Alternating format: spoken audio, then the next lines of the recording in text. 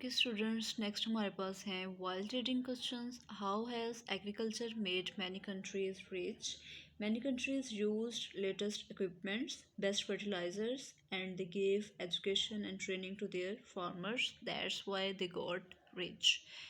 ठीक है, second question देखें। What should be done to improve the condition of farmers?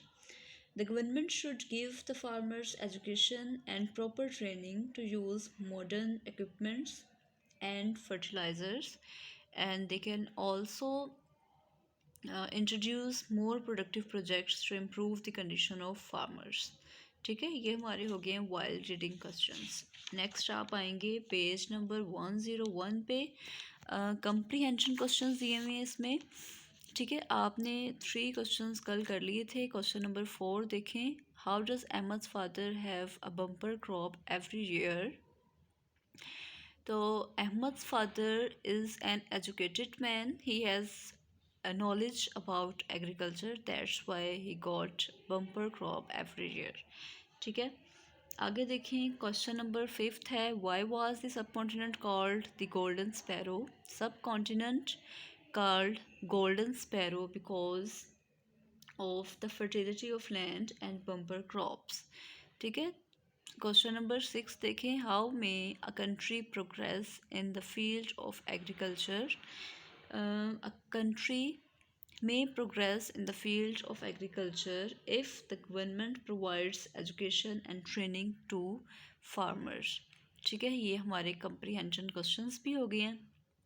हमारी ट्रांसलेशन कंप्लीट हो गई है, हमारे वाइल्ड रीडिंग क्वेश्चंस हो गए हैं, हमारे कंप्रीहेंशन क्वेश्चंस कंप्लीट हो गए हैं। इनको आप टिक कर लें।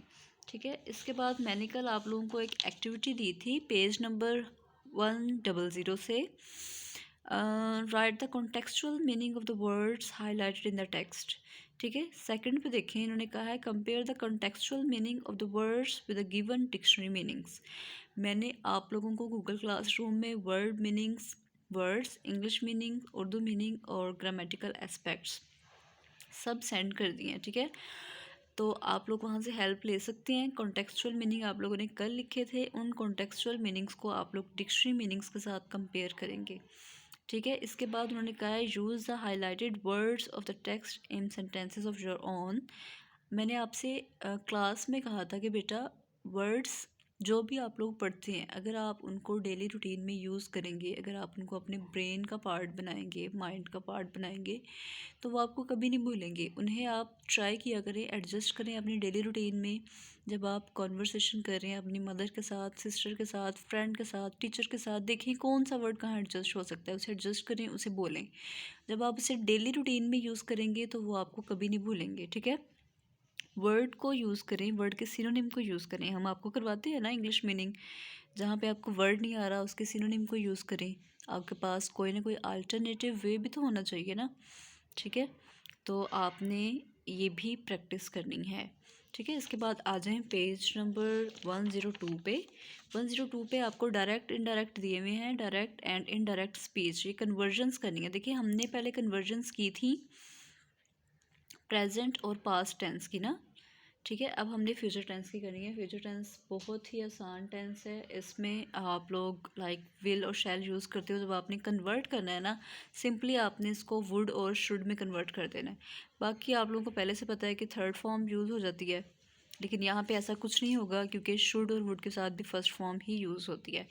इसके रूल्स ये हैं कि कन्वर्ट करते हुए आपने इन्वर्टेड कोमास की जगह दैट लगा देना है, इन्वर्टेड कोमास को ख़त्म कर देना है, और ही शेड या शी सेड के बाद जो कोमा आता है आपने उसको भी ख़त्म कर देना है। ठीक है, अगर आप इसके रूल्स को फॉलो नहीं करेंगे तो ऑब्वियसली आप लोगों के मार्क्स डिडक्ट होंगे। अच्छा, आप एग्ज़ाम्पल देख लेते हैं इसकी। He said I will open the cupboard. अब इसका कन्वर्ट हम कैसे करेंगे? He said that, inverted commas ख़त्म किए, दैट लगा दिया। दैट आई किस में कन्वर्ट हो जाएगा? ही में। He would open the cupboard.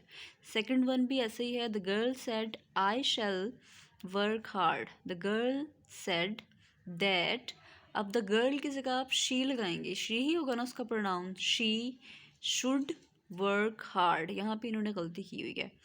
अच्छा, अब आप लोगों का जो टास्क है वो ये है, इसके नीचे उन्होंने एक एक्टिविटी दी हुई है, change the following sentences into indirect form of speech. ठीक है, कोई 5 सेंटेंसेस दिए हुए इन्होंने। आप लोगों ने क्या करना है, लेड पेंसिल लेनी है और इन सेंटेंसेस के आगे ही इनको कन्वर्ट करके लिखना है। ठीक है, ये आप लोगों का टास्क होगा। दूसरा, मैंने आप लोगों को वर्ड मीनिंग्स भेज दिए हैं गूगल क्लासरूम में। आप लोगों ने नोटबुक्स पे उसको लिख लेने हैं, नीटली लिखने हैं। ठीक है, और ध्यान से अच्छे तरीके से लिखने हैं। दूसरा काम वो हो गया आपका। थर्ड वन एक्टिविटी मैंने आपको दी है कि आपने कॉन्टेक्सचुअल मीनिंग्स को कंपेयर करना है डिक्शनरी मीनिंग्स के साथ, और फिर आपने हाइलाइटेड वर्ड्स को ट्राई करना है यूज़ करें अपने ही सेंटेंसेस में। ये आप लोगों की एक्टिविटी है। ठीक है, okay, thank you so much.